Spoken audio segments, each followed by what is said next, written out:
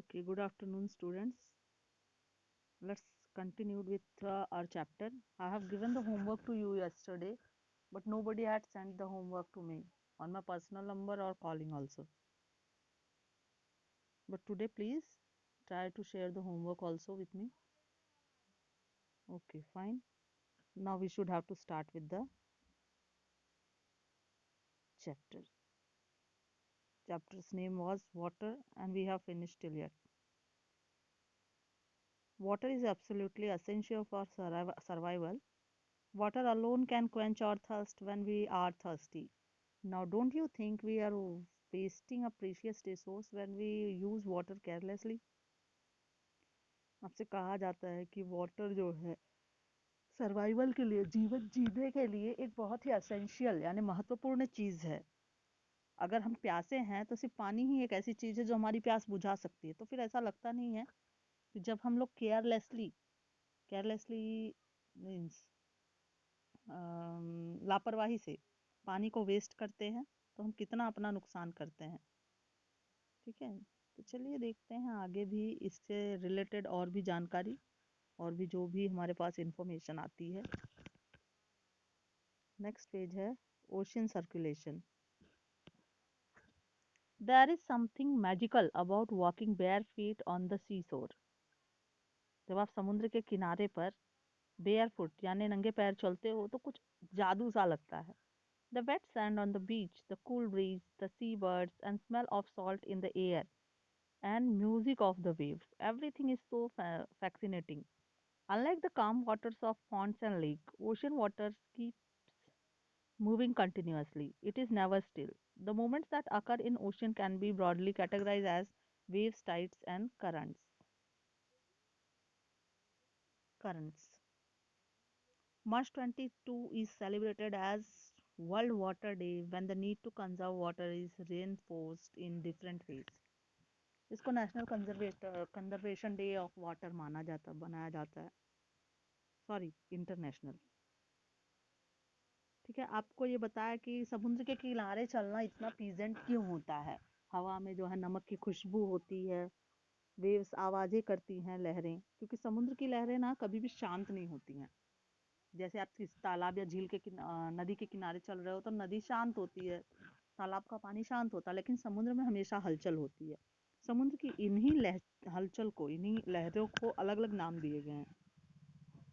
देखिए, वेव्स यानी लहरें, टाइड्स यानी तरंगे, जब बहुत ऊंची लहरें उठती हैं या हल्की, हाई टाइड्स या लो टाइड्स। ठीक है, करंट्स, ज्वार और भाटा। ठीक है, ओशियन करंट्स हैं या लैंड करंट, लैंड की तरफ से प्रेशर बना है। प्रेशर तो आप लोग 9th में पढ़ोगे।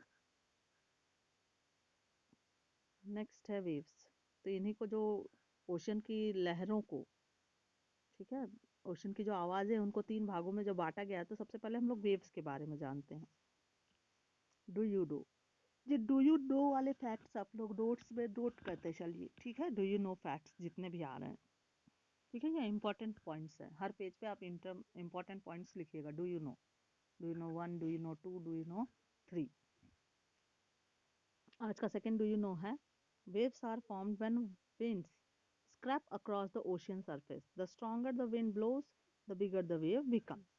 जितनी भी तेज हवा चलती है समुद्र की सरफेस पे, समुद्र की लहरों के ऊपर से, उतना ही तेज हवाएं होती हैं। धीमी चलेगी तो धीमी लहरें उठेंगी, बहुत तेज हवाएं चलेगी तो बहुत तेज लहरें आएंगी। समुद्र की लहरें। When you are playing throw ball on the beach and the ball falls into the water, what happens? अगर आप समुद्र के बीच के किनारे बॉल खेल रहे हो और समुद्र की लहरों पर उनको फेंक देते हो तो क्या होता है? It is fun to watch how the ball gets washed back to the shore by the waves. ये देखना काफी सुखद होता है कि कैसे वो बॉल उसमें डूबती नहीं बल्कि समुद्र की लहरों के साथ वापस आपके पास आ जाती है। समुद्र के किनारे, when the water on the surface of the ocean rises and falls alternatively, they are called waves. जब समुद्र के सरफेस की जो लहरें होती हैं, जो तरंगे होती हैं, वो उठती हैं, फिर एक बार समुद्र की तरफ जाती हैं, फिर एक बार आपकी तरफ आती हैं, तो ये देखना काफी मनोरंजक होता है और इसी को हम वेव्स कहते हैं, लहरें। ड्यूरिंग द स्ट्रोब्स स्ट्रोम्स यानी तेज हवाएं, आंधियों के समय। The winds blowing at very high speed, हवाएं बहुत तेज चलती हैं। फ्रॉम ह्यूज वेव्स, बड़ी बड़ी लहरें चलती हैं। दिस में काउज ट्रेमेंडियस डिस्ट्रक्शन ऑल्सो, इसकी वजह से बड़ा नुकसान भी हो सकता है कभी कभी। An earthquake, a volcanic eruption or underwater landslides can shift large amounts of ocean water. ये ऐसा क्यों होता है? जब कभी पृथ्वी पे भूकंप आता है या वॉल्केनिक एक्टिविटी होती है, कहीं ज्वालामुखी फटता है या अंडर वाटर लैंडस्केप होता है, लैंडस्केप यानी स्खलन होता है, समुद्र की सतह में जमीन जो है खसकती है, तो इस वजह से समुद्र का पानी जो है बहुत ज़्यादा शिफ्ट होता है। Large amount of ocean water, as a result a huge tide wave called tsunami. तो जो बड़ी बड़ी समुद्री लहरें आती हैं उसको सुनामी कहा जाता है। वैसे यहाँ सुनामी एक ही बार के तूफान को नाम दिया गया था, अलग अलग तूफानों को अलग अलग नाम दिया जाता है। जैसे अभी आपका जो कुछ समय पहले आया था, सूरत में आया था, जिस जगह से आया रीजनल नाम दिए जाते हैं। सुनामी तो एक बार की ही लहरों का नाम दिया था 2007 में। That may be as high as 15 metre, ये करीब करीब 15 मीटर तक की इसकी ऊंचाई हो सकती, 15 मीटर यानी बहुत ज़्यादा। 15 मीटर एक या दो मंजिला इमारत हो सकती है, छोटी मंजिलें हो तो। The largest tsunami ever measured was 150 metre, सबसे बड़ा सुनामी जो है 150 मीटर का नोटिस किया गया था, high. These waves travel at a speed of more than 700 पर किलोमीटर, यानी एक घंटे में 700 किलोमीटर चल सकती हैं ये लहरें। The tsunami of 2004 caused widespread damage in the coastal areas of India. 2004 में जो सुनामी की लहरें आई थी, मैंने 2007 पहले बताया था आपको, 2007 by mistake. 2004 was the greatest tsunami, was the year when greatest tsunami was occurred. The tsunami of 2004 caused widespread damage in the coastal area of India. Bharat के तटवर्ती इलाकों में बहुत ज़्यादा नुकसान किया था 2004 में आए सुनामी ने। The Indira Point in the Andaman and Nicobar Island gets submerged after the tsunami. Andaman Nicobar island के बारे में आप लोग जानते होंगे अंडमान या निकोबार आइसलैंड के बारे में।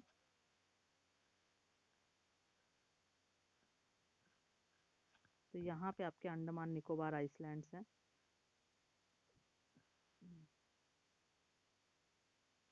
तो यहाँ जो नीचे का हिस्सा है ये था निकोबार आइसलैंड, और भारत का सदर्न मोस्ट पॉइंट था इंदिरा पॉइंट। ठीक है, इंदिरा पॉइंट।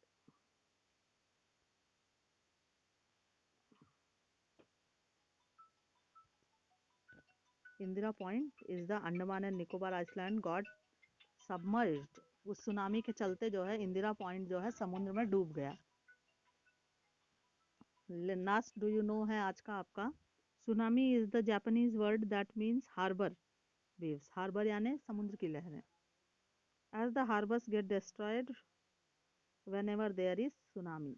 और हार्बर्स जो है हमेशा टूट जाते, बंदरगाह हमेशा टूट जाते हैं जब भी सुनामी आता है। ठीक है, इसीलिए जापानीज वर्ड सुनामी जो है लहरों को नाम दिया गया है। नेक्स्ट आपका टॉपिक है सुनामी द अर्थ पेंडोमिनम। पेंडोमिनम पृथ्वी का जो है बहुत बड़ी जल आपदा है, और इसके बारे में हम लोग कल जानेंगे। ठीक है, आज के लिए बस इतना ही। Good bye all of you. कोई प्रॉब्लम हो तो आप लोग मुझे मेरे पर्सनल व्हाट्सएप नंबर पे फिर से कनेक्ट कर सकते हो। ओके, नेक्स्ट आपका जो पेंडेमिक है सुनामी, उसके बारे में हम लोग कल के पीरियड में पढ़ेंगे, और ज़्यादा हो पाएगा तो टाइट्स में, क्योंकि अभी